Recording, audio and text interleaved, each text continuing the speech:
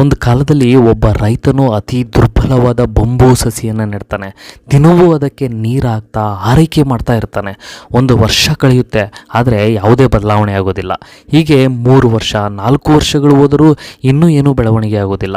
ಜನರು ಅವನನ್ನು ಮೂರ್ಖನೆಂದು ಹಾಸ್ಯ ಮಾಡ್ತಾರೆ. ಆದರೆ ಆ ರೈತ ತಾಳ್ಮೆಯಿಂದ ಮುಂದೆ ಸಾಗ್ತಾನೆ.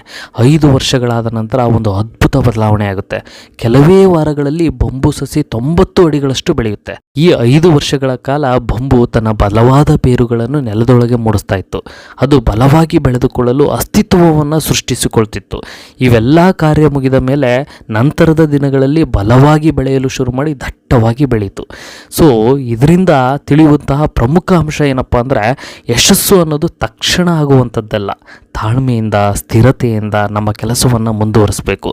ನಮ್ಮ ಬೇರುಗಳು ಬೆಳೆದ ನಂತರ ನಾವು ಬಂಬು ಹಾಗೆ ವೇಗವಾಗಿ ಬಲವಾಗಿ ಬೆಳಿತೀವಿ.